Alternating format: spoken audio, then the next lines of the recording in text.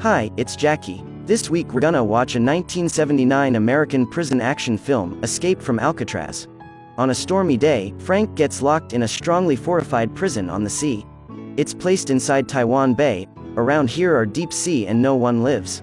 This is where they imprison petty crimes that used to escape from jail many times. On the first day here, Frank is called into the office of the warden. His paper shows that Frank's IQ is higher than normal, so the warden warns him not to dream of escaping from here.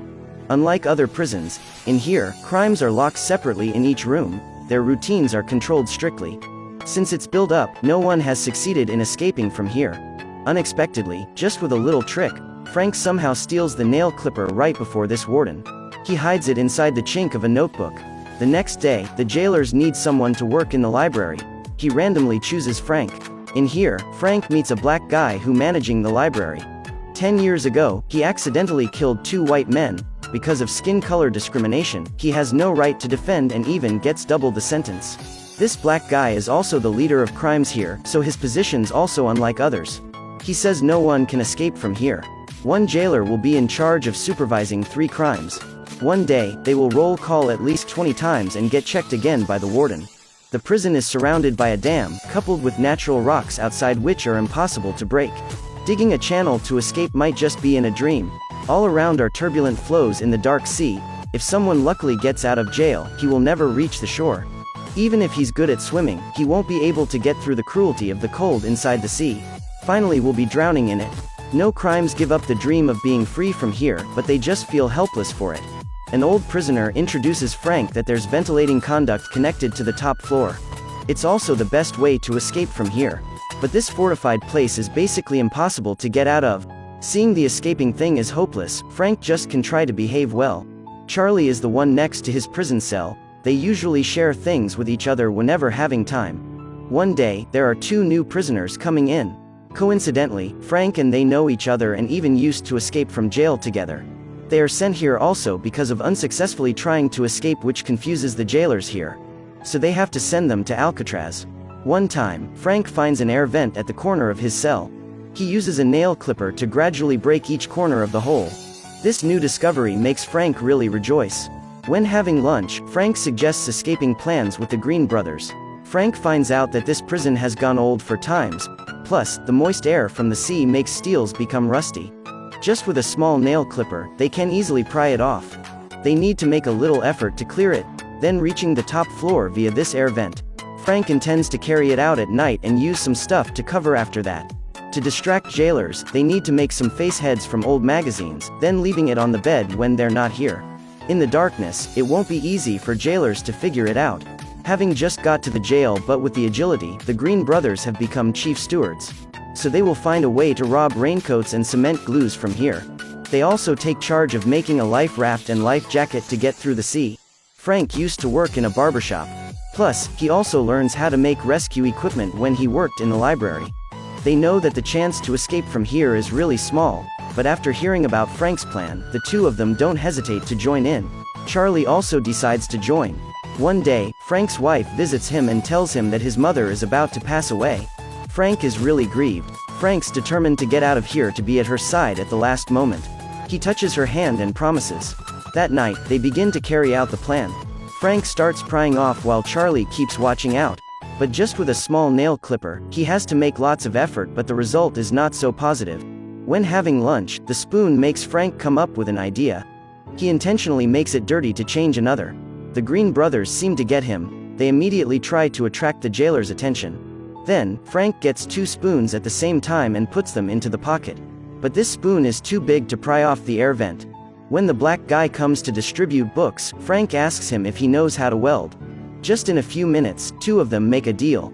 It turns out that the black guy has nourished the hope of escaping from jail for a long time, so he's also pleased to give Frank a hand. With his assistance, Frank learns how to weld. Frank somehow gets a box of matches and hard balls. Then he uses the sharp knife on a nail clipper to get the powders. Then he puts the spoon and the small knife together, welds them to make a tool to pry this hole. In this way, Frank keeps prying every night. During the day, he secretly throws the mashing land on his way to work. Finally, Frank gets it. He teaches other accomplices this technique for them to get to the ventilating duct. At this time, Frank begins to make human head models from clays and papers of magazines.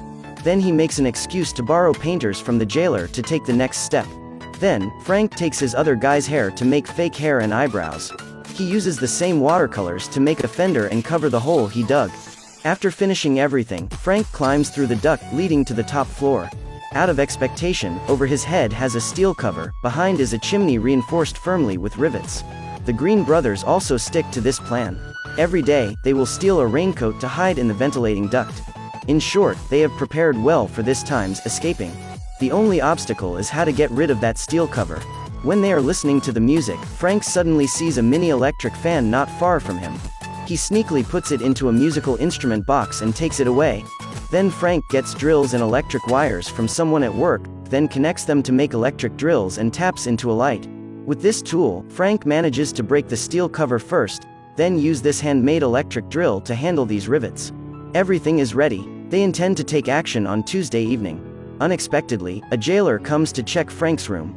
But this guy has made a fake fender to pass his face. So the jailer doesn't find anything abnormal.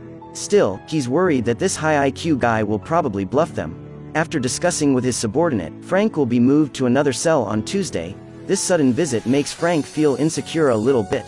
He decides to take action sooner on Monday. That night, Frank leaves his fake head on the bed and climbs into the air vent. Meanwhile, Charlie doesn't dare to go.